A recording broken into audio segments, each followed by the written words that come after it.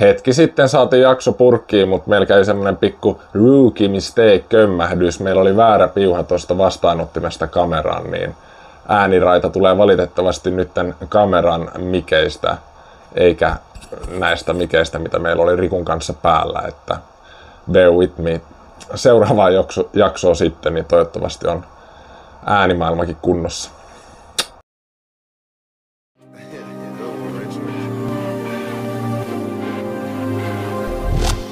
Tervetuloa nyt tänne näin ekan jakson pariin ja mulla on eka vieras täällä tänään, niin Riku Arima, Mr. Bono. Haluatko esitellä itsesi vai mites?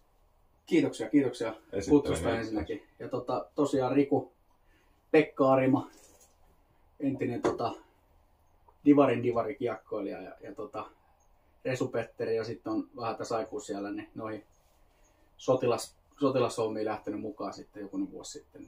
Niin Ukrainaan sotimaan etulinjaa, niin siinäkaan nyt niin lyhykäisyydessä. Ja Rikunkaan ollaan tunnettu, Riku Fiat Riku, niin ollaan tunnettu jo vuosikaudet, vaikka kuinka pitkään. Ainakin varmaan 15-20 vuotta, varmaan alkaa tulee kohta parikymmentä vuotta täyteen. Jossain puistolla huudelma taisin sut eka kerran tavata. Joo. Jossain lätkäporukassa. Kyllä. Muistaakseni. Kyllä sit varmaan alkaa olla kohta parikymmentä vuotta jo aikaa.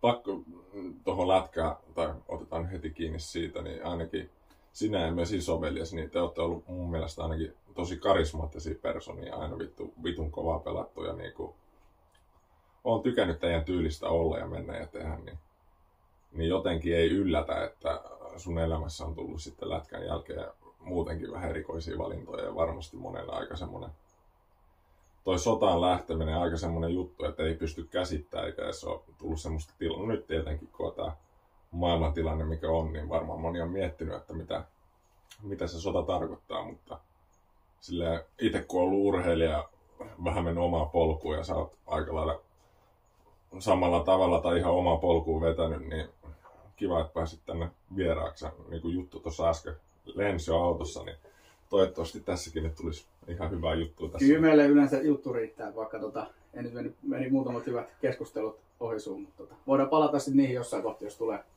aiheelliseksi. Mä haluaisin kysyä, haluatko kertoa vaikka sun lätkäuran tai että miten se alkoi ja miten niin oletan, että se aika pitkälti kumminkin sunkin elämää muokkasi.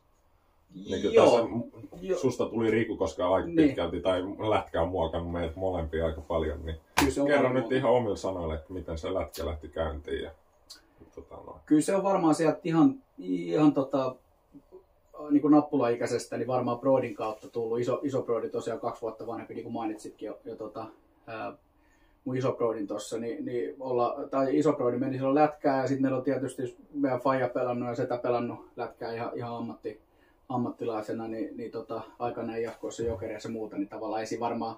Seura-ikoni.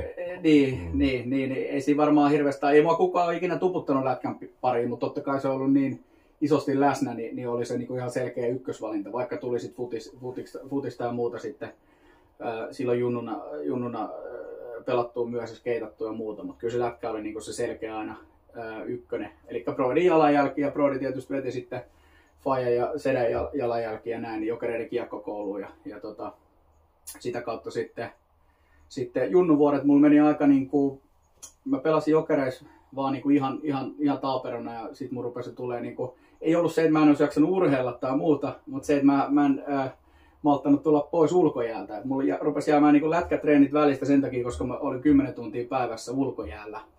Niin sen takia rupesi tulee ongelmia Jokereissa, koska et ne ei pitänyt mua laiskurina tai mä skippaan, niin että en halua pelata tai urheilla, vaan se, että mä vaan jämähdin sinne ulkojäälle niin 10 tunniksi koulun jälkeen tai viikonloppuisin niin suoraan sinne leikkikentälle.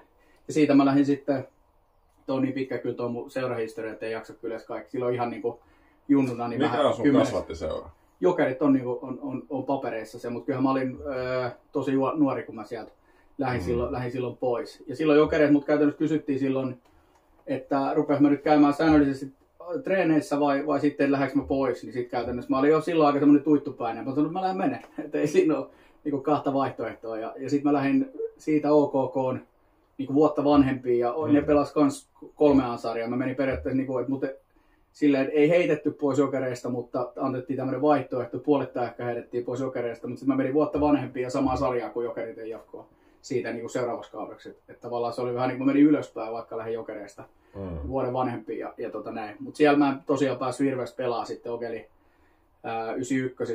Itse on 92 syntynyt.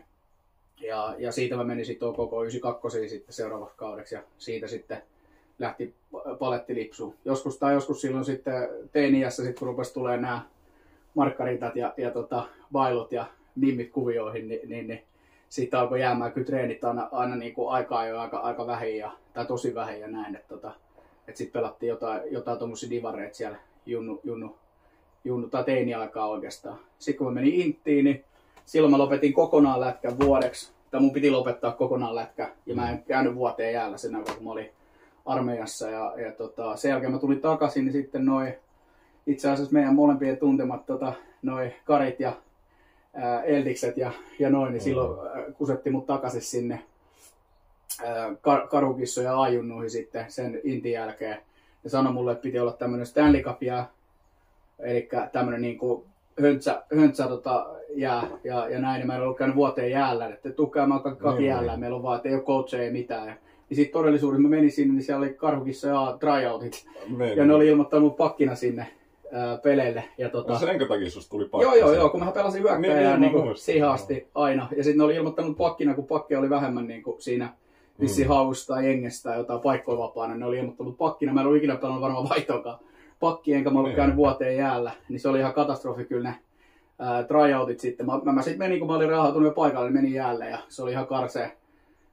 Tai meni tosi huonosti se omasta mielestä ainakin se ensimmäiset jäät pelattiin niin kuin 1,5 tuntia punainen vastaan sininen ja mulla oli varmaan -8 siitä pakin roolissa. Ja sitten kun vaikka oli kondiksessa sille Intin jälkeen, mutta se on kuitenkin niin erilainen se armeijakunto kuin mitä se lätkä vaatii. Kun lätkässä on niin lyhyitä vaihtoja, 30 sekkaa minuutti täysin, sykkeet ylös ja alas. Ja Intissä on enemmän semmoista niin kuin staattista pitkän matkan tällaista tekemistä, niin mä olin niin hapoilla siellä niin kuin sen ekat jäät, sen mä muistan, mä olin niin raivona. Olit sä niinku, silloin kun sä olit Intia-aika, oli 18-vuotiaana, niin oliko silloin sulla niinku auki se, että tuleeko susta lätkäpelaaja, vai oliko sä heittänyt sen niinku jo vähän kuoppaa sen ajatuksen, että sä menet muihin juttuihin, koska et sä tämän jälkeen vasta mennyt sitten jokipoikiin? Ja... Joo, siis kyllä se oli jäänyt jo, että silloin jo niinku teininä tavallaan, että silloin mulla tuli niin vahvasti kyllä se, niinku se semmoinen niinku bilevaihe ja kaverit siihen silloin teininä, että silloin mä pelasin niinku, mä en muista mitä divaria, B2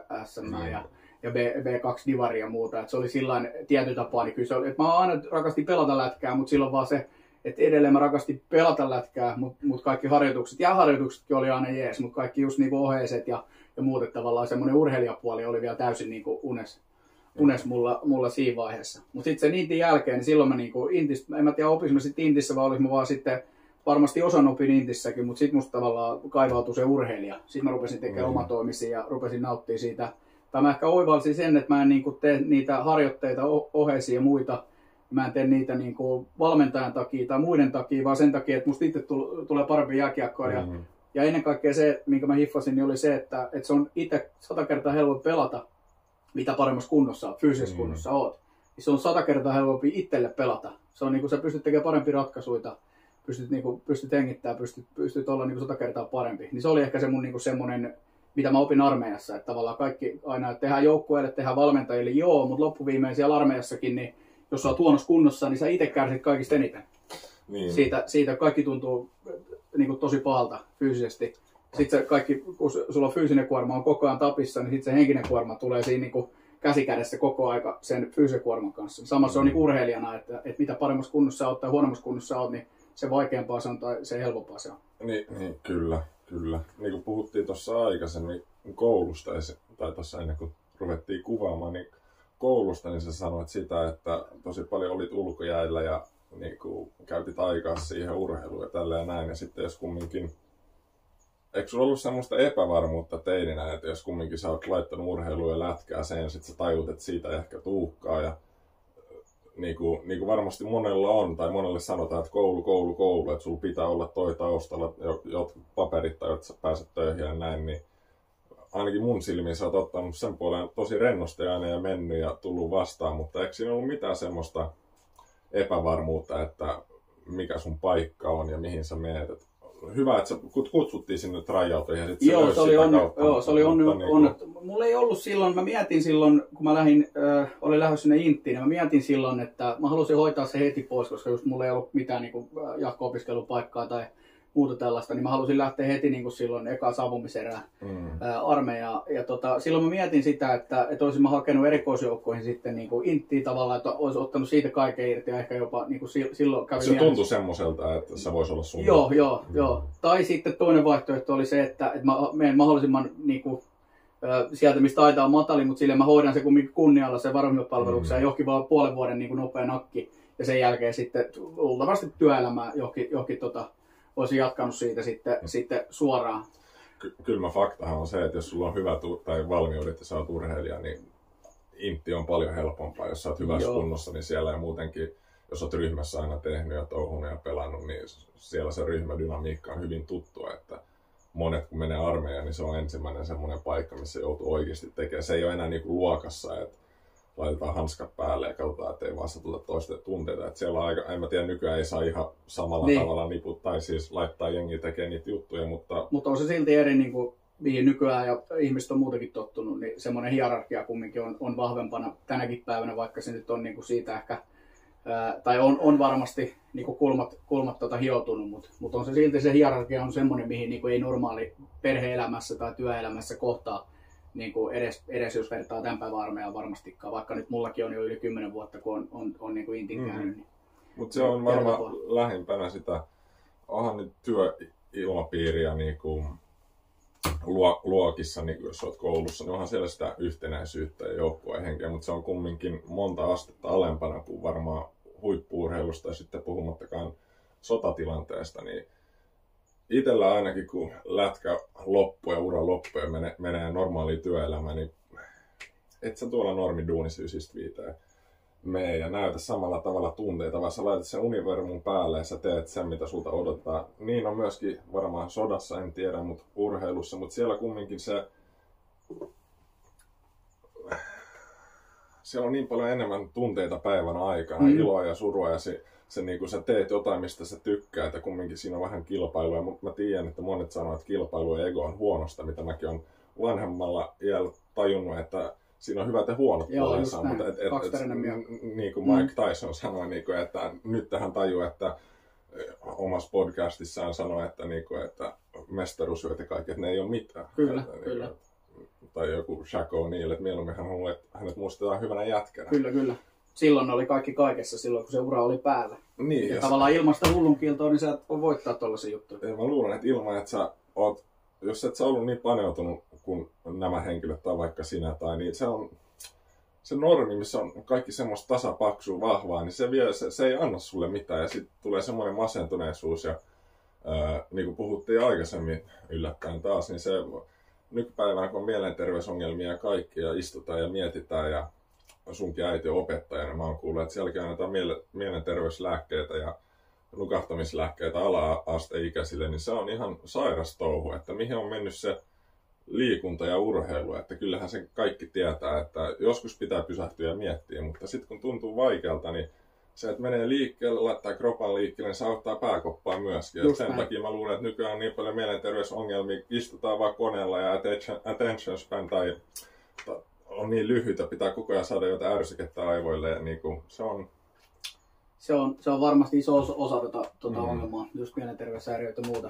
Ja kyllä se ero, niin kuin sä tuossa summasitkin, niin kyllä se niin armeijan ero siitä niin kuin tietynlaisesta kulttuurista urheilukin verrattuna, mutta ei niin paljon. Että kyllä siinä on myös paljon samaa siinä. Ja sitten tietysti noissa sitten ammattisotilashommissa ja sodassa, niin se tavallaan tietynlainen hierarkia, mitä verrattuna niin kuin normaali varusmiespalvelukseen, mitä niin kuin Suomessa on tai armeijan hommissa muuta, niin se siellä ehkä, ja sitten tietysti kun missä mä olin, niin kansainvälisessä legioonassa, niin se on niin kuin vapaaehtoisarmeija, että sinne pääsee niin kuin ympäri maailmaa hakemaan sotilaat.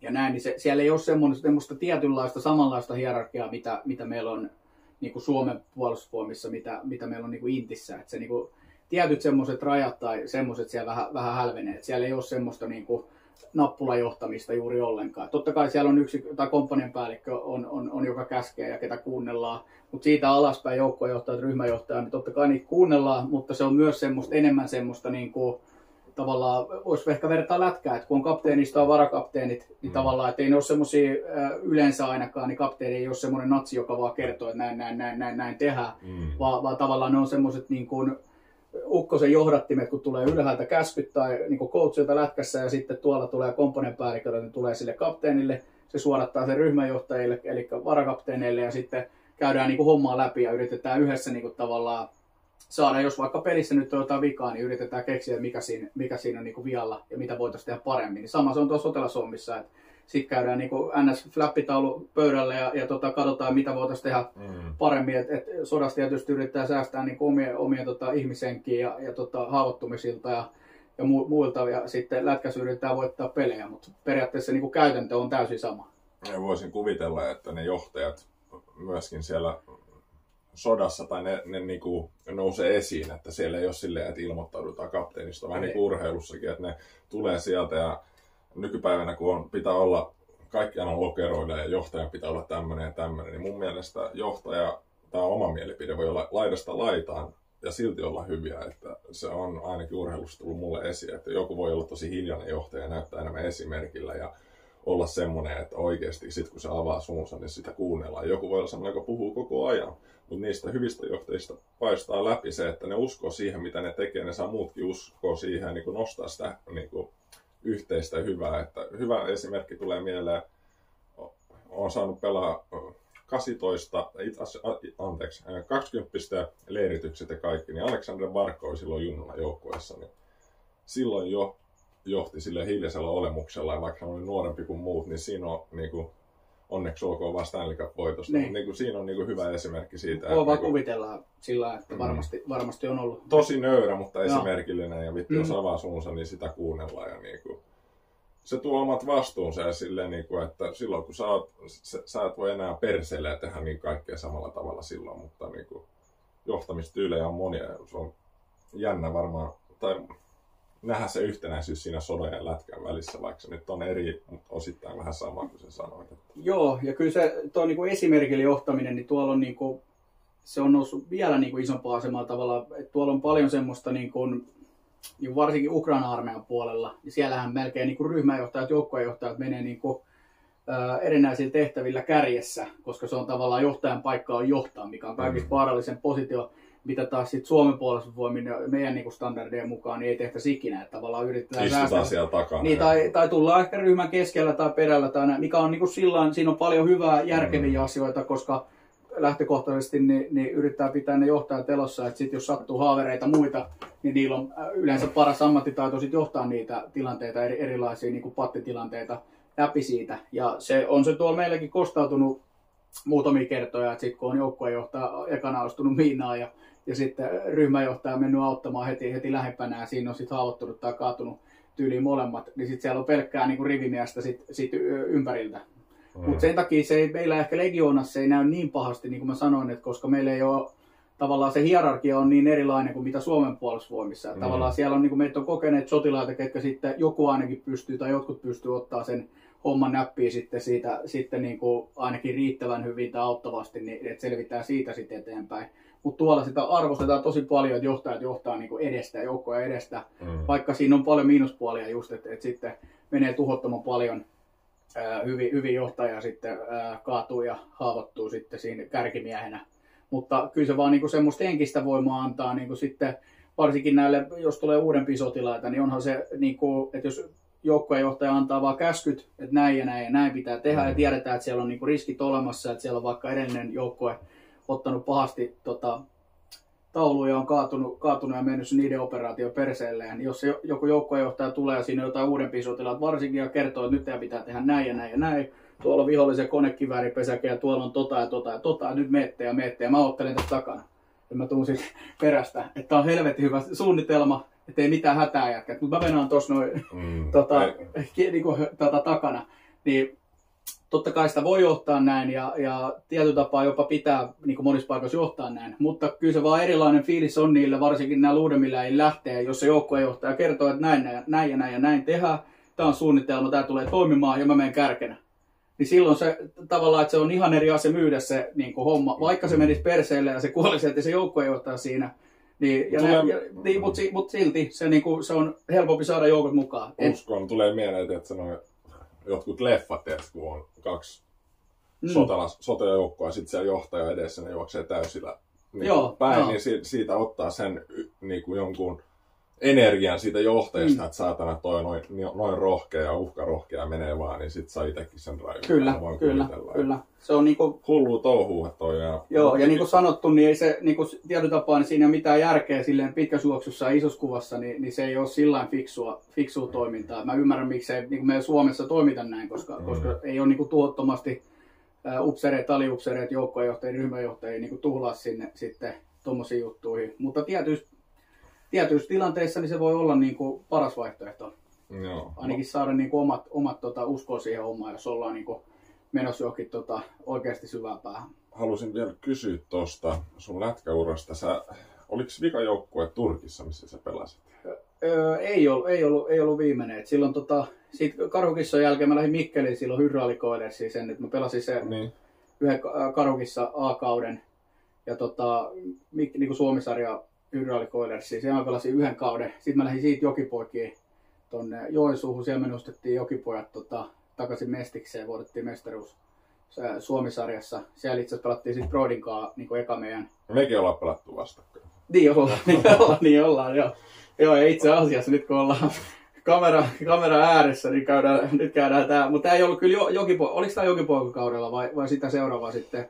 Mä en tiedä, mun piti vaan kysyä, mä muistelin, että siellä Turkissa oli jotain ukrainalaisia pelikavereita, mikä auttoi siihen päätöksentekoon, kun sä mietit, mitä teet, että meet sinne jeesaa. Mutta palataanko siihen, kun me pelattiin vastakkain, niin itse asiassa Forssa palloseurassa itse piti nostaa Mestiksen silloin Lukon sopimuksen alla olin ja pelattiin vastakkain Forssassa ja mä en muista paljon oli peli. Mä olin siis maalissa ja mä en tiedä mitä, olit se hyökkäänä tai pakkina. Mä olin paljon pakkina, kosarit, coast to coast maali, ura ensimmäinen, ainut olisi ollut. Arima tulee coast to coast, hän on siis, ei ole mikään, no mut, tietää, enimmäisesti tulee coast to coast ja menee maali ympäri ja ujuttaa kiekon niin kuin maaliviiva yli, käy selvästi maalissa ja mä otan sen sieltä nopeasti pois. Ja mä ajattelin, että näkiköhän Dumari, että se oli maalissa. Ja Dumari tulee mulle ja olla Arimakaan tälleen vastakkain siinä maali edessä.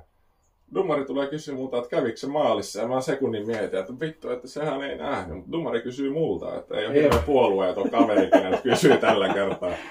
No ei ollut maalissa, ja sullahan meni pasmat se ensimmäinen kosari ja vittu maali. Ja Dumari kysyy multa, että kävikö maalissa. No ei käynyt, ja vittu peli jatkuu ja uusi aloitus. Se on edelleen kyllä demonisoiva mun mieltä toi tilanne. Ja edelleenhän mä kuittailen sitä aina välillä kun nähdään, niin kuittailen edelleen. Että sun pitää mennä tunnustaa se johonkin korkeampaan hovioikeuteen, että se oli maali. No. Nyt se on julkisesti tunnustettu. Se oli maali. Pitää käydä muuttaa jostain arkistoista, pöytäkirjoista, laittaa sulle yksi maali sinne. Todellakin. Ja sitten siellä pitää vielä merkitä se coast to coast. Niin kuin, yhdistelmä. Niitä ei sulla ole varmaan yhtäänkään. Ei pelissä niin ei ole kyllä yhtään, ei ainakaan tule mieleen. On jossain, no ehkä just jossain C-junnuissa ja jossain ödivareissa, mitä silloin jotain, niin siellä varmaan voi olla, mutta ei aikuisia ainakaan niin lähelläkään koostiin. Joo, mä haluan palata siihen, että sit kun sä päätit lähteä sotaan, niin miksi näin? No se oli just niin kuin sanoit tuosta, pelasi yhden kauden Turkissa itse asiassa, Turkin mestari. Yksi varmaan Suomen ainut edelleen, että ei varmaan montaa ole. Jokeri oli joku yhteistyö siellä, joku homma. Joo, ne pelasi näytösottelu silloin, kun Turkissa Airlines oli tuon Jokereiden sponsori silloin, kun Jokerit pelasi vielä KHL. Niin ne pelasi näytösottelu niin Jokereiden alumniengi vastaan Turkin maajoukkue. Ja siinä oli samalla sitten se meidän joukkue, me sanottiin sitä Turkin Jari Kurri, se meidän Dennis, joka oli se oli käytännössä niinku yhtä iso kuin Kurrit niinku siellä omissa piireissä ja pelannut jotain tommosia puolammattilaissarjoja ympäri maailmaa, niin siellä oli sen maajoukkuepaidan jäädytystilaisuus samaan aikaan siinä meidän kotihallissa. Aivan. Ja sitten se oli ehkä, niinku mitä mä vähiten odotin silloin, kun mä lähdin sinne Turkkiin kesken kautta niiden loukkaantumisten jälkeen, niin se oli ehkä viimeisiä asia, mitä mä tuun ikinä niinku törmäämään Turkissa, niin oli se, että kun mä hain sitten pelin jälkeen, niin oltiin katsoa sen meidän kotihallissa, niin näitä turkkilaiset pelaajat pyysivät mun hakemaan sen Jokereiden kopista niin nimmareja, kun ne vaihto paitoja päittää ja tällainen. Niin se, että kun menee hakemaan alastamalta Jari Kurrilta nimmaria sieltä Jokereiden kopissa, niin se oli ehkä semmoinen, mitä ei ekana tullut mieleen, kun mä lähdin sinne Turkkiin, että mä tuun niin Unasilla olevalta Jari Kurrilta, niin pyytää Turkin maajoukkuepaitaa, tai Jokereiden tuohon alumnipaitaa, niin noita nimmareita Sami Heleniukselta ja muilta. Ja itse asiassa tuli tosta vielä mieleen, että kun meillä oli meidän joukkueen kapteeni, turkkilainen jätkä, niin oli aika tämmöinen romuluinen, vähän tämmöinen tappelija äijä. Ja sitten kun tiedettiin, että se Jokerit on tulossa sinne pelaa se alumnimatsin, niin se rupesi pari viikkoa ennen sitä, niin rupesi kyselemään multa noita juttuja jo, että Sami Heleniuksesta, että do you know Sami Helenius? Yes, of course. Ja se oli, että it's a fucking amazing hockey player. Ja mä olin, yeah, for sure, Sami is a fucking best hockey player in the world. Ja se mehusteli, ja kun mä tiesin, että kun sieltä tulisi kurria ja muita niin sitten vielä, mutta se ei tiennyt ketään muita siinä. Ja sitten sen pelin jälkeen se vaihtoi Heleniuksen kanssa pelipaitaa just niin kuin päittäin, ja se sai sen Helgen paidan päälle. Ja sitten se pyysi mua hakemaan Helgen nimmaria sieltä, se ei pyytänyt siellä jäällä, kun siellä ei vissi ollut tusseja tai jotain. Ja pyysi mua siellä kopissa, kun mä menin sitten sinne, kun valtaosa niistä Turkin maajoukkuepelaajista oli niitä mun seurajoukkuepelaajia, ja se oli meidän kotihalli siellä Istanbulissa, missä se pelattiin se peli, niin sen takia mä olin siellä niiden kopissa pelin jälkeen kattelemassa. Niin se pyysi mua hakemaan Heleniukselta nimmarin sieltä siihen paitaan, ja sitten mä kysyin, että haluatko se niin jonkun toisenkin nimmarin, että siellä on muitakin niin kuin aika niin kuin tasokkaat, niin kuin esimerkiksi Kurria. Mä kysyin, että haluatko se Kurrin nimmari siihen samaan paitaan, niin se oli, who is Curry? Niin se kertoo aika paljon tuosta niin ehkä paikallisesta lätkäkulttuurista, että jos Sami Helenius on amazing hockey player ja Curry on että who is Curry, niin sitten mä menin kiusallaan, niin meni pyytää sen Heleniuksen nimmari siihen paitaan, ja sitten mä en pyytänyt Curryn nimmaria ihan tarkoituksella, mä pyysin Jani Kauton Jokereiden kolmosveskari nimmari siihen, ja mä olin Kautolle, että hei, pystyy heittämään ton nimmarin tuohon paitaan. Niin se oli, kuka vittu haluaa mun nimmarin? Mä sanoin, että no itse asiassa pyysi ihan vartavasti sun nimmarin. Eikä pyysi. Ja sitten mä kysyin, no ei kai siinä. Sitten se veti sen nimmarin siihen, ja sitten loppuviimein siinä on nyt Sami Heleniuksen nimmari, ja sitten on Jani Kauton nimmari siinä paidassa, ja puuttuu Kurri. Joo. Niin, palataan siihen, että sä olit siellä Turkissa ja siellä oli näitä ukrainalaisia joukkokavereita. Joo, sitä kautta mä niinku tutustuin eka kertaa tuohon niinku Ukraina-konfliktiin. Et silloin oli samana vuonna, 2014 oli se kaus, kun mä pelasin siellä Turkissa. Ne valtas sen Krimin. Joo. Ja silloin meillä oli 2 ukrainalaista pelaajaa siinä meidän joukkoessa. Ne oli ihan meidän ykköspyssyt siinä jengissä. Ne oli pelannut jo muutaman kauden siinä mun mielestä ennen kuin mä menin sinne, niin oli pelannut jo muutaman kauden siinä, ja sitten ystävystyttiin niiden kanssa, ja sitten ne silloin kertoi just siitä tilanteesta siellä kotimaassa ja muuta, ja että oli tämä valtaus, ja silloin sitten ei ollut lännen medioissa vielä niin juurikaan mainintoja, tai oli mainintoja, mutta se oli aika niinku mehän ei tiedetty, mihin ne on vetämässä sitä Ei, mutta se oli kumminkin aika niinku villasella painettiin, kun kumminkin kaikki tiesi sen, että kuinka tärkeä tavallaan sitten strategisesti Krimi on, niin se annettiin kyllä niinku tosi ilmaiseksi, nyt niinku varsinkin jälkeenpäin ajateltuna. Eihän mä silloin tavallaan, en mä tiennyt tavallaan tosta niinku Krimin tärkeydestä ja muusta, niin en mä itsekään tiennyt sitä, mutta jännä, että tavallaan, että ei ole tiedotusvälineet, kun on kumminkin sitten on asiantuntija erinäisissä niin sotilasjutuissa muissa, niin että ei ole kukaan niin tarttunut siihen sen enempää silloin 2014. Et se oli vaan semmoinen hauska vitsi, että niin vihreät miehet tää Krimin niemimaa ja ei ole Venäjä kiistää, että ei ole niiden joukkoja ja muuta. Kyllä. Vielä, niin, miksi sä menit sotaan? Mikä saa sut lähteä? Mietit sä päätöstä kauan?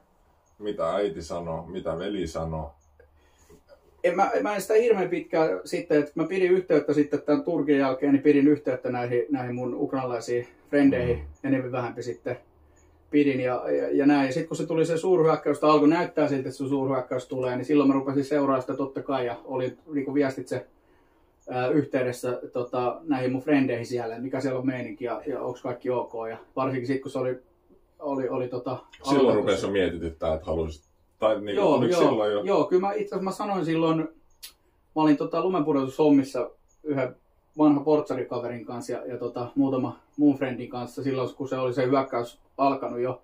Ja silloin oli Kiovaa painamassa kovaa häkää ja silloin oli lehdet ja noi uutiset ja YouTube täynnä niitä klippejä Kiovasta, kun oli siellä Kiovan porteille asti päässyt silloin, niin silloin mä mietin sitä ja sanoin itse asiassa äänäkin sen silloin jossain kahvipöydässä, kun oltiin lumenpudotuspäivää, niin sanoin, että nyt pitäisi noiden laittaa joku tommonen kansainvälinen legioona pystyy tonne, niin voisi hakea niin saman tien jeesaa Ukrainaa, että jos tämmöinen niin heitin ihan niin silleen puoliksi läpällä. Mutta sitten siinä meni joku viikko ja sen jälkeen tuli tämä Zelenskin, Ukrainan presidentin, tämmöinen shoutoutti, että perustetaan tämmöinen kansainvälinen legioona ja ympäri maailmaa kaikki sotilaat on tervetulleet ainakin niin hakee tänne. Ja siitä se lähti oikeastaan. Silloin mä olin lähdössä, mä itse asiassa sovittelin mun vanhan duunikaverin kanssa alustavasti, että lähettäisiin niin saman tien. Sitten mä rupesin etsiä kaikki varusteet. Ootas nyt hetki. Niin sä sanoit, että sanoit kumminkin puoli läpällä ton.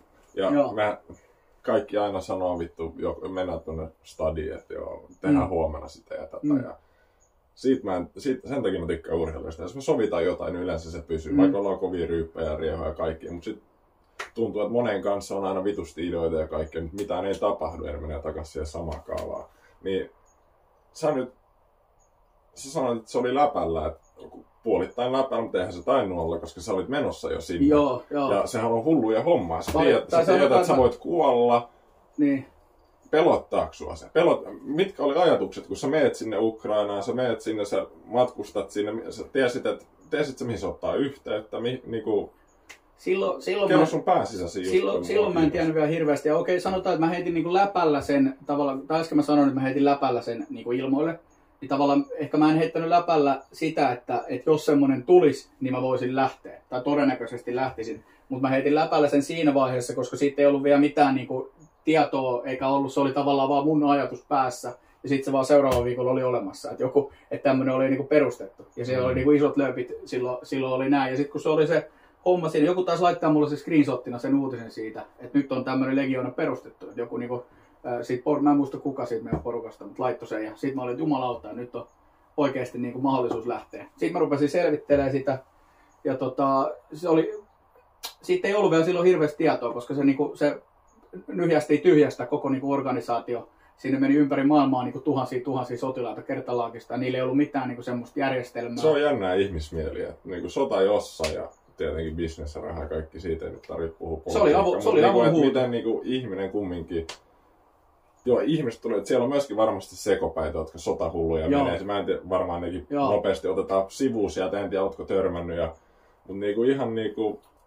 Me pelataan pelejä ja soditaan ja meillä on niinku... tunnetaso menee, ollaan hyvissä, ollaan vähän alhaalla, mutta sodassa se on niinku elämä ja kuolema, niinku, se ei ole mitään peliä enää. Niinku, sehän on, siellähän varmaan vitsi voi olla vitu hauska, vaikka se on paska vitsi, jos se on oikeassa paikassa. Se on. Mutta se oli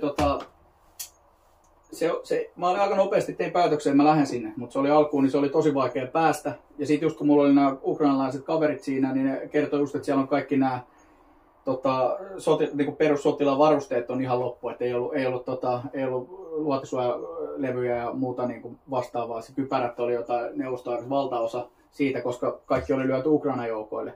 Niin silloin tavallaan se ensimmäinen juttu oli se, että piti ruveta hommailemaan itselle niitä sotilasvarusteita täältä Suomesta. Ja silloin oli kaikki Suomen nämä sotilasliikkeet. Sulla oli varusteet mukana, kun sä menit sinne kaikki? Ei ollut kaikkea, koska täältä ei pystynyt ostamaan. Siis kaikki varusteleekan hyllyt, ne oli ostettu silloin niin kuin yksityisen rahalla varustelekaan, ja kaikkien noiden suomalaisten militarishoppien hyllyt oli myyty tyhjäksi. Ei ollut kypäriä, ei ollut niin kuin mitään. Kaikki oli ostettu niin kuin yksityisen rahalla ja lähetetty sinne Ukrainaan niin kuin ensihätään ja näin. Niin silloin eka niin kuin pari kuukautta, se lykkääntyi sitten pari kuukauden se juttu, just kun me ei saatu niitä varusteita, mä en saanut niitä varusteita hommattua. Ja sitten nämä sanoi samaan aikaan nämä ukrainalaiset mulle, että siellä ihan niin kuin, että voi laittaa sulle niin kuin Tina-harniskan sinne päälle ja hyvä, että niin kuin asetta riittää. No sä tulet Ukrainaan, sä löydät jonkun paikan mihin mennä. Mitä sitten, joku haastattelu vai työhaastattelu, moro? Silloin me mentiin Ukrainan merijalkaväkeen. Koputtaa ovella vaan, että pääseekö siihen saa? Siellä oli muutama suomalainen, oli niin kuin ennen meitä siellä merijalkaväessä, ketkä oli. Ja meillä oli tarkoitus kerää sinne niin kuin suomalainen ryhmä, tai mahdollisimman monta suomalaista, ketä pystyy tulla. Ja meidän piti saada sinne sopimukset, että me treenattiin siellä se ekat 4 viikkoa Ukrainan merijalkaväen kanssa, niin noin 4 viikkoa. Ja sitten me käytiin siellä aina välillä käytiin sit hoitelemaan niitä paperiasioita, kun meidän piti saada niin kuin viikossa sopimukset alle ja päästä lähtee sitten jossain kohti sinne rintamalle siitä, mutta sitten se vaan niinku, se käytännössä kaatui siihen byrokratian mahdottomuuteen, koska se oli niin alkusotaa, että tavallaan ei ollut vielä suomalaisia sotilaita tai ulkomaalaisia sotilaita vielä niinku tämmöisiä ukrainalaisia joukkoihin suoraan liitetty. Niin se tavallaan se byrokratiapaperi sota oli niin mahdoton, että kukaan ei osannut sanoa, että kauan siinä menee. Ne sanoi, että siinä voi mennä puoli vuotta, että ne meidän paperit menee läpi siellä. Että me oltaisiin saatettu olla puoli vuotta jossain niinku treeninkämpillä siellä. Ja sitten siitä osa suomalaisista, ketä siellä oli ollut aikaisemmin, lähti Suomeen käymään välissä.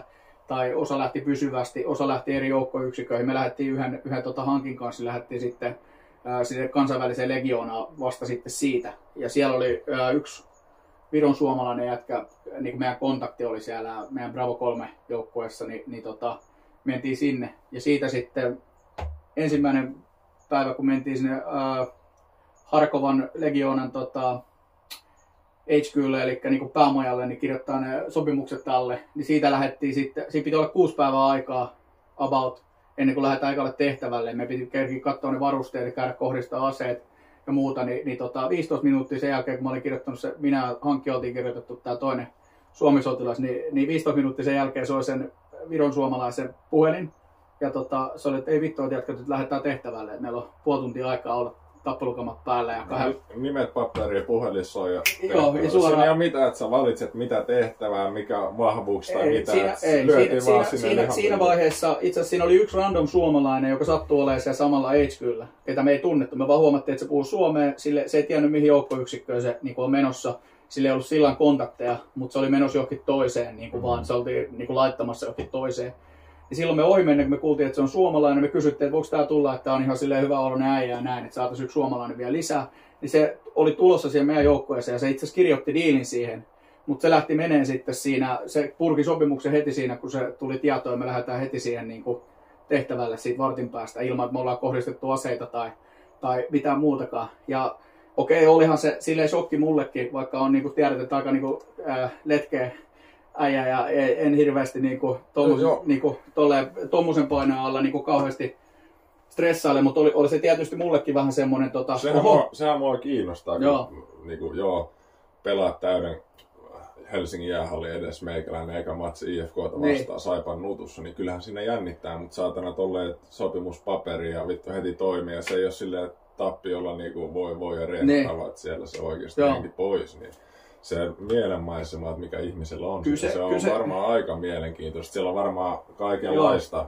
Ja se on, yksi, mikä piti ottaa kiinni vielä tuosta, itse asiassa poliisin kanssa juttelin konstaapelille terveisiä ja sanoi vaan, että siellä on vissiin aika paljon tommosia, jotka pakoilee jotain muuta tai niillä on rikostausta, että sen takia ne menee sotimaan. Ja mä olin silleen, että ei se kyllä ihan niin ole, että varmaan siellä on niitäkin paljon, voin kuvitella ja Suomessakin vissiin. Suomalaisista mä en tiedä, kun sen yhden, ketä jäänyt kiinni, sitäkään mä en tunne, mutta kenestä on ollut uutisissa nyt, niin kestä muusta mä en tiedä, että olisi mitään ainakaan niin iso juttu. Mutta ei ole mitään hulluja siellä siis. Ei. Silloin ihan alkusotaa, niin silloin kun Legiona perustettiin, niin silloinhan sinne meni tämmöisiä ihan niin kuin Suomestakin ilmeisesti kohtalaisen tunnettu rikollisia muita. Mutta nehän lähti niin kuin, sitten häntä koipien välissä menee sieltä, kun alkoi paukkua ensimmäisen kerran. Ja valtaosa näistä ympäri maailmaa, ketä on tullut tommosia rikollisia sinne niin kuin vaan postaille ja muuta, niistä lähtee sitten niin kuin sit kun alkaa paukkuu, niin ne lähtee valtaosa sitten helvettiin sieltä. Niin, siitä mä tykkään, koska urheilussa, jos me puhutaan kopissa, me ollaan päästy tiettyyn pisteeseen.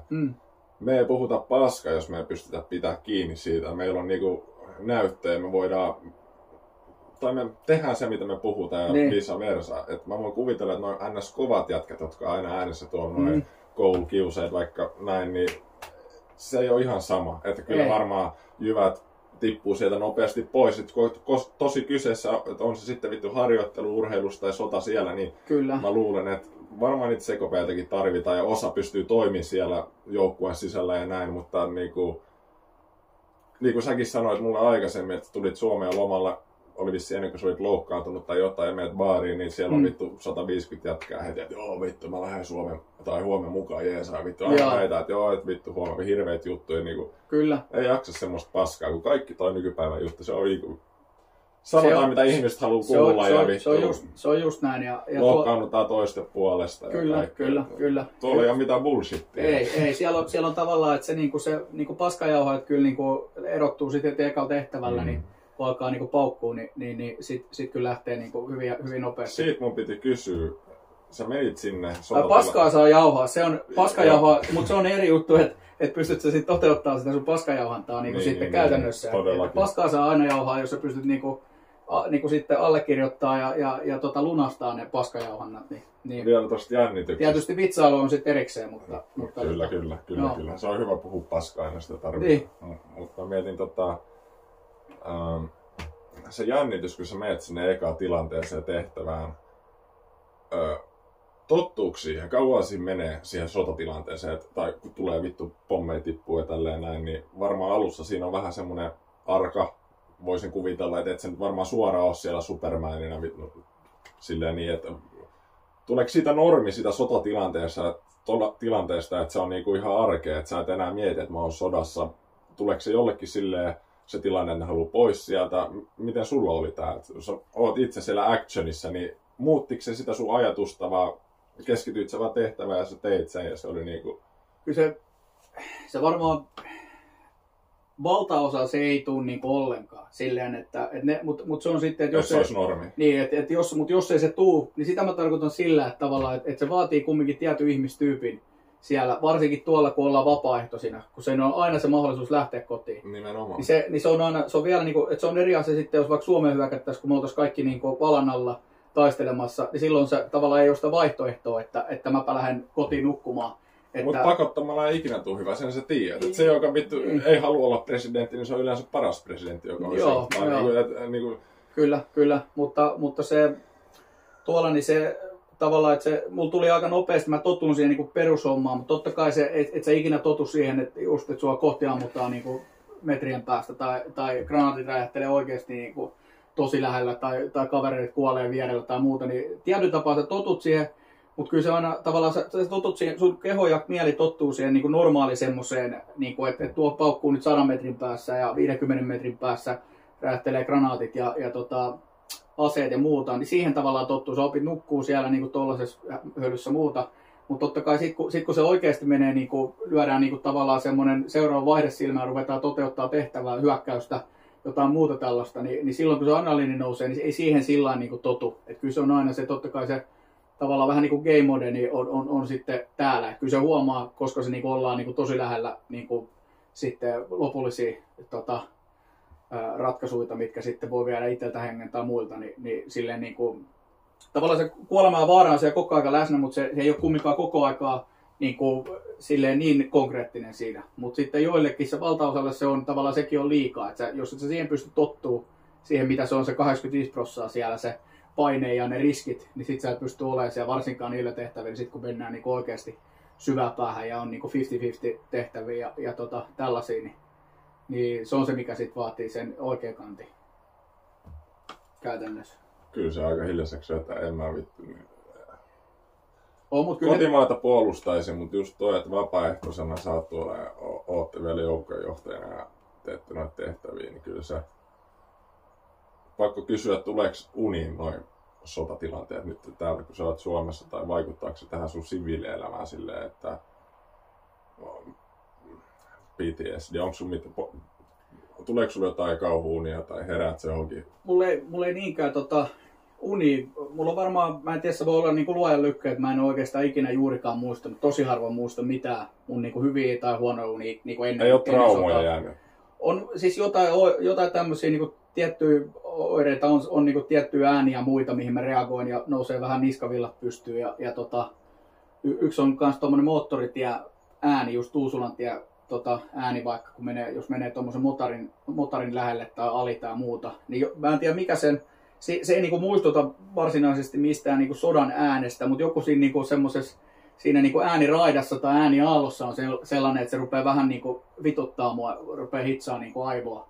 Se niinku, kun se on semmoinen jatkuva jotenkin semmoinen tietty signaali, niin se vähän, mutta mulla ei ole mitään semmoista tavallaan, että mä olisin missään vaiheessa ollut huolissani siitä, että mulla ei niinku tavallaan, että mä olisin sekoamassa tai että mä en pysty hallita sitä tai että mä en ymmärtäisi, että mistä se johtuu. Että tavallaan niin pitkään kuin sä, tai itse ymmärtää sen, että mistä tietyt asiat johtuu, miksi mä reagoin johonkin helikoptereihin tietyllä tapaa, niin aina koska tuo Ukrainassa niin jokainen helikopteri, mitä mä oon siellä nähnyt, niin kaikki on ollut vihollisia helikoptereita. Niin tavallaan silloin, jos mä kuulen tai näen Suomessa, liikkuu kumminkin paljon tuossa PK-seudulla choppereita niin kuin päivittäin enemmän vähempi, niin tavallaan, että se hetkeksi vie mut sinne, että mä niin kuin katon tai kuulen sen ja hetkeksi niin kuin nousee niskavillat pystyyn ja mä olen, saatana. Mutta sitten mä heti tiedostan sen, että mistä se johtuu. Niin se ei niin kuin vie mua sen pidemmälle matkalle yleensä siitä niin kuin sinne mihinkä traumoihin tai muuta. Että ehkä se on niin kuin semmoinen inhimillinen reaktio kumminkin. Ja jopa jos ei mulla olisi mitään tollasia, että mä olisin niin kuin täysin ns-oireeton ton niin kuin jälkeen, että siellä on kumminkin yli vuoden päivät vedetty etulinjassa röyhitty. Niin kauan sä tasatarkkaa oot ollut sodassa? 1,5 vuotta vajaa mä oon niin Ukrainassa ollut. Siitä ehkä etulinjassa? Etulinjassa semmoinen vuoden verran suunnilleen. Niin taistelemassa. Sähän on loukkaannut, että kertoa siitä, miten se niin, nyt viimeisin tehtäväni, etulinjan tehtävällä, niin sain oltiin yhden suomalaisen kanssa etulinjan pitotehtävällä ja kahdesta ja lähdettiin sieltä vaihtomiehinä tai vaihtaa pois. Meillä oli tulos vaihtomiehet tilalle ja se oli niin, alkoi murtua se meidän bunkkeri niskaa siinä ekan päivän jälkeen. Te menitte vaihtaa 2 tyyppiä pois sinne kun me oltiin oltu 2 päivää siellä bunkkerissa. Joo, me oltiin etulinjan tämmönen niinku kaivettu foxhole, eli potero, missä oli jotain risuja vähän katolla, et ei mikään niinku tämmönen betonibunkkeri, vaan kaivettu tämmöiseen. Ja sitten se oli vielä semmoiseen vähän niinku juoksuhiakkaa. Ja sitten kun siihen tuli niin paljon epäsuoraa tulta siihen sen potero ympärille, niin se rupesi sortuu meidän niskaan. Et se oli aika pieni jo, kun me mentiin sinne, mutta se niinku sortui koko ajan pienemmäksi ja pienemmäksi sitä niinku pala palalta, kun siihen tuli sitä lähelle sitä tykistä ja granaattitulta sitten sen pari päivää. Ja sen takia niin mun piti lähteä sieltä pois, kun me kuultiin, että meidän vaihtomiehet on tulossa päästään meidät pois. Mä kuulin sieltä niiden äänen, kun ne huusi, kun se oli vaikea paikka löytää, niin me oltiin siinä kuulosteltiin, kun me tiedettiin suunnilleen se, että monen aikaa niiden ehkä pitäisi olla paikalla, niin mä olin siinä raossa, niin oli kuuntelemaan, että jos sieltä jotain kuuluisi ja tuttuu niin ääntä ja muuta. Sitten mä kuulin jonkun niiden äänen ja sitten mun piti lähteä siitä, antaa niille niin tietä sinne ja tilaa sinne bunkkeriin, koska se oli pienentynyt niin paljon se. Ja niitä oli 3 äijää vielä tulossa sinne. Se oli 4 sotilaan, kun me mentiin sinne ja nyt me mahuttiin nipinapin niin sikiö 2 sinne. Ja niin mun piti mennä pihalle sitten ja siihen tuli sitten granaatin heti keskitys siihen pihalle viereen siihen, että mä menetin tajun siinä niiden granaattien paineaallosta sitten hetkeksi aikaa siinä, kun lähdettiin pois sieltä. Taju lähti? Joo, vähäksi aikaa tipuin siitä. Mä olin niinku korpossa ja tipuin siitä taaksepäin. Lyhistyin siihen ja tinnitti korvat ja muuta. Sitten mä sain kerättyä itteni sit kyllä aika nopeasti. Silloin tietysti mä sitä itse niinku voi muistaa, että kauan on ollut tajuttomana, mutta silloin mitä mä oon Rockstarit kysynyt, se mun suomalainen kaveri, sekin sai siinä sitten vielä silläkin vähän niinku vähän kolahti, että ei lähtenyt tajua, että se ei ollut ihan niin lähellä siinä, mutta sillä, että silläkin on vähän niin korvat ja mä huomasin, että sekin on vähän sekavassa tilassa siinä. Mutta siitä niin arvioituna siitä, että silloin, mitä mä muistan vielä, kun mä näin, missä ne meidän omat on tulossa siinä, ja siinä kun mä tavallaan heräsin siitä lyhystyneenä, ja mä muistan se, kun mun lähti se, alkoi se niin lyhdyt sammuu, niin siitä tavallaan, että kuinka paljon ne oli liikkunut siinä ajassa, että ne oli just menossa sinne meidän poteroon sisään, ne bunkkereihin sisään, niin tavallaan siinä ei hirveän monta sekuntia voinut olla välissä niin kuin ajallisesti, että mulla on ollut se taju pois siinä välissä, että joku ehkä 10, 15, 20 sekkaa maksimissaan, ihan maksimissaan. Sitten pääsit pystyyn ja pääsit sitten pois. Niin, tai ryömin siitä semmoisen ojan kummun yli ja semmoisen ojan pohjalle ensin ja siellä sitten hetki keräiltiin vielä, mutta siihen tuli koko ajan sitä niin tykystä tulta, että meidän oli pakko päästä. Se oli ihan semmoinen avoin rotko, semmoinen ojan. Kuinka pitkään sun piti sitten päästä sen, kun sä heräsit niin pois? Sitten oli joku 8 kilsaa sinne, niin kuin, mikä on normaali meillä tämmöinen. Niin kuin... Kävellen? Joo. Varustuksen kanssa, se on aika kova homma, kun oot vittu ollut pommia.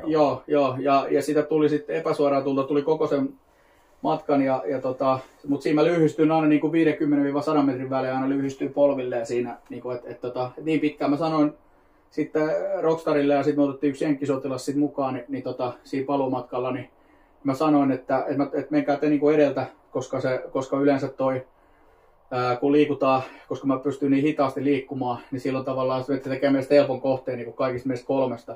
Ja siinä ei ole juuri mitään suojaa siinä. Siinä on semmoinen parikilsan suora, mikä on pelkkää peltoaukeita, missä menee semmoinen puulinja välissä, mutta kun se on niin kuin paskaksi ammuttu epäsuoraan tulella, että siinä ei ole mitään niin kuin käytännössä näkösuojaa. Että siinä on niitä tykistötuleen ja granaatihedituleen. Mitä sun liikkuu päässä siinä, kun sä oot menossa backiin ja siinä ei oikeastaan... Pelkäsit sä? Oot sä pelännyt kyllä siinä vaiheessa, tavallaan kun mä en hallinnut omaa kehoa, että kun ei, että se vei täysin musta niin voimat se paukku, niin siinä vaiheessa kun mä tajusin, että ja nyt mä en tavallaan, että kun se on aina ollut mun, se on ollut mun tämmönen vahvuus kaikessa urheilussa elämässä, niin on ollut aina se fysiikka. Kroppa on kuin temppeli. Niin, fysiikka, joo. Ja siinä kun ei luottaa enää... siihen, sit kun se joo, niin siinä, kun ei pysty enää, että ei vaan ei ole paukkuja.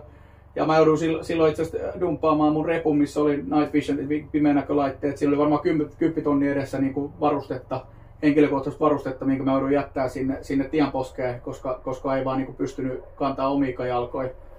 Mutta silloin mä sanoin sitten Rockstarille, eli tälle Suomi-sotilaalle ja sitten jenkille, että menkää te edeltä.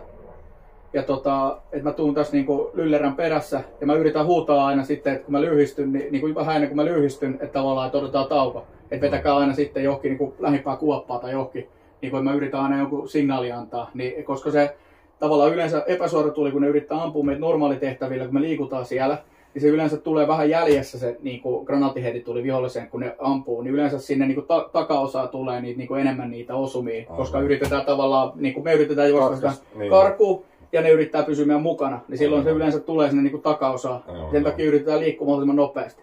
Mutta nyt kun ei pystynyt tavallaan liikkumaan nopeasti ja ne ei tietysti halunnut jättää mua sinne yksinään, niin sitten mä huusin niille, menkää edeltä ja mä huudan aina sitten, että pitäkää reilu välimatka, mutta silleen, että kuulette mut. Että aina periaatteessa ennen kuin mä lyhistyn, mä huusin aina jotain änähdin tai karjahdin tai se voi olla että suomeksi tai englanniksi mitä vaan. Siinä oli se suomalainen oli musta seuraava, niin huusi jotain. Vittu toi kommunikaatio aika tärkeä muuten tuolla. Joo. Toimitti jollain äänähdyksillä vaan ja vittu tuolla on kuollut. Oliko tää sitten, kun se loukkaannut, sen jälkeen sä et ole mennyt takas tehtävälle? En. Sä loukkaannut, kauan sulla meni, oot sä nyt kunnossa? Mitä siitä sitten, mitä lääkäri sanoi, oliko mitään? Nyt on no silloin oli perus aivotärähdyksen oireet siinä pitkä aikaa, mutta en mä olettanut, että se näin pitkään kestää. Nyt mulla on edelleen lieviä oireita, että edelleen nyt oli viime viikonloppuna pelata Street Hockey. Se ollaan voitettu joskus Helsingin osakilpailu. Kyllä. Jurrissa maalissa on ollut itse asiassa. Joo, nimenomaan. Nyt päästiin finaaleissa, niin tiputtiin puolivälierässä pois, että nyt yritin käydä kävin pelaamassa kyllä turnauksen, mutta just, että ei pystynyt vieläkään normaalisti vetää, että joudun vetää joka 5. ja joka 6. vaihtoa, että edelleen rupeaa vispaa päässä, jos vetää sykkeet tietyn rajan yli. Että kyllä mä pelasin joitain vaihtoja, semmosia alibivaihtoja pelissä ja oli ihan hauska vähän sporttailla. Mun täytyy käydä nyt vielä laajemmat tutkimukset tässä sitten käydä katsostaa. Pääosa joo. Tärkeintä olisi, että saadaan sut kuntoon ja mä mietin vaan, että oot sä miettinyt, että sä menisit takas Ukrainaan? Mehän ei nyt kukaan tiedä, että kauan toi sota kestää ja millaiseksi se muovautuu, mutta mitä ajatuksia sinulla liikkuu tuosta sodasta ja Ukrainan konfliktista niin kuin tänä päivänä just nyt, että miten sä näet ton asian. Ja mä tiedän, että sä oot vaan sotilas, mutta sä oot ollut itse siellä actionissa ja niin kuin, miten sä näet ton, en mä nyt tiedä pitäisikö sanoa poliittisesti, mutta siis silleen kokonaiskuvassa ja maailmankaikkeudessa ja kaikki, niin miten sä näet ton koko homman? Milloin se loppuu? Loppuuko? Se on niinku... Mistä se on kiinni kenenkään mahdoton sanoa, mutta kyllähän tää nojaa niinku pitkälti ainakaan, mikä voitaisiin laskea niinku Ukrainan sotilaalliseksi voitoksi, niin on se ehkä niinku... Tää nyt ei ole mikään virallinen kanta mistään, mutta sanotaan, että tää on niinku mun ehkä oma tämmönen mututuntuma. Että se voisi olla... Et edelleen valtaosa ukrainalaisista niin haluaisi päästä vähintään sinne Krimille asti. Totta kai se isoin tämmöinen on saada myös Krimi takaisin. Mutta ensin sinne niin kuin Krimille pääseminen niin kuin nykytilanteessa ja näin, niin siinäkin on jo helvetinmoinen pusku. Eikä se onnistu niin kuin, ilman lännen oikeasti konkreettista aseapua ja helvetillistä aseapua kertalaakista pitäisi saada niin kuin riittävästi paukkuja, että pääsisi sinne asti. Niin tavallaan se ei ole niin kuin tällä hetkellä, niin se ei vaan ole niin kuin, tällä tahdilla ei vaan ole niin kuin käytännössä mahdollista. Ellei sitten haluta, että siinä niin kuin, kuolee ja haavoittuu sitten niin kuin siinä hyökkäyksessä niin tai ensi kesän aikana niin kuin sit 1 miljoona ukrainalaista ja legionalaista niin kuin siinä puskussa, että juostaan ihan niin kuin venäläisittäin, niin juostaan niin kuin, tuntuu, että se olisi niin kuin loputon suo. Että niin kuin, ihan sama mitä kanavaa kuuntelee tai miten päin katsoo, niin vaikea tilanne se on. Vaikea tilanne se on, että tuskin se Venäjän kanssa sotatalous, mä en tiedä kuinka kauan, kuinka pitkään ne pystyy tuottamaan tarvikkeita ja aseita ja Pohjois-Korea, onko niillä nyt sieltä tulossa jotain ja niin kuin näin. Ja tietenkin nyt presidenttivaalit Jenkeissä luo oman juttunsa siihen, enkä mä tiedä miten se vaikuttaa, että onko sillä eroa, että onko siellä Kamala vai Trump, mä en nyt jaksaisi välttämättä politiikka alkaa sunkaan tässä keskustelemaan, mutta kyllähän kaikki vaikuttaa kaikkeen ja se on aika vaikea normaalille meikäläiselle normaalille kansalaiselle pysyä perässä, että mitä tuolla tapahtuu ja luetaan vaan uutisia ja näin, että aikamoinen show käynnissä 2024, että sattuu ja tapahtuu ja en tiedä. Täällä on mielenosoittajia katkaisee moottoriteitä ja sodat on käynnissä ja tekoäly valtaa maailmaa ja lennetään autoilla avaruuteen ja ei voi kuin ihmetellä, sanotaanko näin? Ei. Kyllähän tässä on aika paljon niin kuin globaalisti on erinäisiä mielenkiintoisia ja vähän vähemmän mielenkiintoisia juttuja meneillään, mutta isot asiat on käynnissä tai isoja asioita ympäri maailmaa, mutta en mä niinku, toi tulee tietysti vaikuttaa myös isosti Jenkkien presidentinvaalit, mitä siellä tapahtuu, niin mitä niinku Ukrainalle käy. Trump on niin villikortti, että mä en niinku jaksa uskoa sitä, että se olisi automaattinen, mikä on tämmöinen kauhuskenaario, niin on silleen, että jos Trump valitaan, niin se pakottaa Ukraina luopuu niinku, nyt melkein noista alueista, mitä ne nyt on siinä hetkessä sit menettänyt, tai jotain muuta tällaista niinku vastaavaa, mikä ei sitten Ukrainassa niin ei todellakaan ainakaan tämän päivän tiedon mukaan niin ei menisi ihan niinku purematta läpi. Mutta myös totuus on se, että ei Ukraina myös pysty ennen ilman lännen apua ja myös isosnenässä Jenkkien apua, niin ei ne pysty Krimin valtaa takaisin tavallaan. Nyt kun Venäjä on pystynyt 2 vuotta siellä linnottaa, niin se on niin hirveä työmaa, että se vaatii niin paljon ja niin julmetusti niin kuin rahassa aseapua erinäisiä asioita, että se on niin kuin mahdollista ilman, että siinä kuolee niin kuin miljoonia sotilaat siinä hyökkäyksessä, ettei mennä niin kuin venäläisittäin pelkästään niin kuin human waves after human waves. Niin se on käytännössä näin. Se on mahdollista, kaikki on totta kai mahdollista, mutta kyllä se niin kuin hankalaksi menisi. Mutta mä en niin kuin jaksa uskoa ihan suorilta käsin siihen. Totta kai se on mahdollista, että Trump tekisi sen, että se pakottaisi ennäs Ukraina luovuttaa vaan noin maat. Mutta saas nyt nähdä, että kuka tulee pressaksi siellä, mä en tiedä. Niin, mutta jos tulisi Trump, niin tämä on se niin kuin visio, mitä kaikki niin kuin sanoo, että 100 varmasti käy näin. Ja se on täysin mahdollista. Mutta sitten Trump on kumminkin tietyllä tapaa, niin mun käsityksen mukaan, niin se on niin villikortti, että tavallaan siitä ei ikinä tiedä. Jos se herää sitten toisella jalalla eri sandaalit jalassa, ja joku tilanne on muuttunut, niin se saa jotain uutta tietoa, niin se voi toisaalta olla myös, että se antaa koko niin tälleen karikoidusta, että se antaa niin Jenkkien koko täyden kaluston yhtäkkiä Ukrainan käyttöön ja sanoo, että fuck this shit, että ottakaa se Krimi takaisin. No sehän siinä niin on. Tyyliin. Ei pidä heittää niin kirvestä kaivoa, vaikka Trumpin valittaisi, niin se ei ole välttämättä automaattisesti kumminkaan näin. Oma mielipide tuohon poliittiseen näkymään ainakin, tai länsimaassa, on se, että demokraattinen puolue, en mä tiedä, Valkoinen talo, nyt se on Joe Biden, kaikkihan me tiedetään, että ei siinä ole mitään järkeä, että meillä on kaveri johtamassa maailman mahtavinta sotilasvaltaa, joka ei osaa edes niinku omaa nimeä muista. Niin, tai ei tiedä kumpaan suuntaan poistuu lavalta ja kaatuu pyöräillessä. Sekoittaa Putinin ja Zelenskin nimeä. Sehän on yksi komedia, sehän on yksi sketsi. Niin niinku, tänä päivänä Hillary Obamat sun muut. Mä oon aika varma, että ne on joka päivä Valkoisen talon puhelinyhteydessä. Ja niin kuin, tietenkin se mua harmittaa, että millä tavalla se media koittaa mustamaalaa sitä kansalaisen ajattelutapaa. Se on hyvin vaikea toi koko tilanne, että uskot sä tätä vai uskot sä tota ja valitset tän jengin vai ton jengin. Ja se on tommoista niinku, se on loputon sua tuntuu olevan myös toi politiikka, että en tiedä.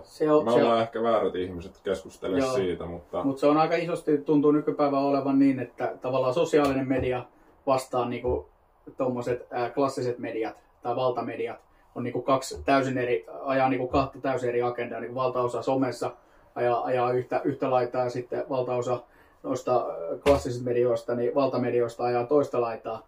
Ja se ei ole todellakaan hyvä juttu, enkä mä puhun nyt vaan Suomen tilanteesta. Ei, mutta niinku isoimmat mediat, niin kuin Jeff Bezos omistaa noin isot lehdet tuolla ja näin, ja nehän päättää ihan tasan tarkkaan, että mikä menee läpi. Ja niinku kirjoitat Googleen Donald Trump assassination, salamurha Donald Trump tuohon tekoälyyn, niin se kertoo sulle, että ai, mulla ei ole mitään tietoa, mutta sitten jos sä kysyt, että niinku, kerro mulle Kamala Harrisin kampanjasta, niin sieltä tulee kaikki, vaikka se on tapahtunut myöhemmin ja kaikki nämä, että se on trollit sun muut, en tiedä. Mä oon jopa ruvennut miettimään sitä, että se äänestystulos viime vuonna Jenkeissä, että eihän mä vittu tiedä, sehän voi olla, että se on peukaloitu tai näin. Me halutaan ajatella, että me ollaan niin hienostuneita ja kaikki on niin hyviä tällä, että ei ole mahdollista, mutta kyllä sitä korruptoneisuutta tapahtuu kaikkialla. Ja vaikka nyt Venäjäkin tapattaa jengiä siellä sun täällä, mutta sama on tehnyt CIA ja jenkit länsimaita. Aina me ollaan järjestetty valtaan nousuja tai sysähdyksiä pois. Kaikki on tapahtunut. Mä en nyt tarkoita mä en ole mikään länsi tai oikein. Niinku. Se on käytännössä niin, että tänä päivänä tavallaan, kun sanotaan aina varoitellaan niin kuin somessa, että ei pidä uskoa niin kuin mitään, mitä näkee, tai ainakin pitää niin kuin 3 kertaa lukea ja ottaa selville kaikki. Mutta kyllä se tänä päivänä tuntuu olevan ihan niin kuin mediassakin, ihan niin kuin valtamediassa, niin ihan sama homma, että täytyy niin kuin tarkastaa 2-3 kertaa ennen kuin uskoo ihan jokaista niin kuin purematta. Ja mikä on surullista, että ei pysty niinku mihinkään luottaa enää, mitä lukee tai näkee. Saatika sitten vielä, ja nyt kun on tullut nämä tekoälyt just ja tehdään niinku voice-overeita, muita videoita, mitkä sitten se putoo tiettyyn kansanosaan. Se kyllä niinku vielä se pystyy niinku sillä kuulla ihmisiä niinku korvalla, niin pystyy kuulla, jos sä tiedät jonkun hahmon, joku vaikka Donald Trumpin tai Joe Roganin, niin jos sä oot kuunnellut sen juttuja niin kuin paljon ja se ääni on sulle tuttu ja puhetapa, niin kyllä se Mutta hyviä ne on. Joo, se on tosi hyviä, mutta kyllä sä erotat sen kumminkin sen niin pienen vivan siinä, kun sä kuuntelet sen niin kuin tarkkaan, niin sä vielä niin kuin erotat sen, mutta sitten mihin se on vielä menossa, niin se voi vielä parantua. Ja se menee silti, se menee niihin läpi, ketkä ei ole vaikka Joe Rogania kuunnellut juurikaan. Ne ei tavallaan erota sitä niin kuin aitoa Joe Rogania ja sitä tekoälyä tälläkään hetkellä. Ja se saattaa olla ihan mitä vaan paskaa, niin kuin sitten, mitä jotkut tekee, niin kuin, mitkä sitten on tarkoitusperät niille, niin se on sitten aina tapauskohtainen varmasti. Sen takia Elon Muskikin sananvapaus on nykyinen X-entinen Twitteri ja kaikki nämä, niin mun mielestä antakaa kaikkia tulla läpi, eikä silleen, että me laitetaan ihmiset sensuroimaan ja päättää, että mikä on poliittisesti korrektia ja mikä ei. Että se on nykypäivänä, mä en tiedä, että mihin suuntaan me ollaan menossa ja niinku, no joo, en tiedä. Rupee jututkin loppuun. Niin, kyllähän tässä aina pääsmättävää riittäisi hamaan tappiin asti. Ehkä me kuvataan joku toinen jakso vielä. Nyt tässä on ollut vähän kaikkea lonkalta, kaikkea sekaisin ja sekamelskaa, mutta ihan hyvä pätkä varmaan tulee tästä. Ja kiva, kun pääsit juttu silleen, eiköhän laiteta tää purkkiin tästä. Kiitoksia, Riikka. Ei ilman muuta uudestaan, jos kutsu kääni.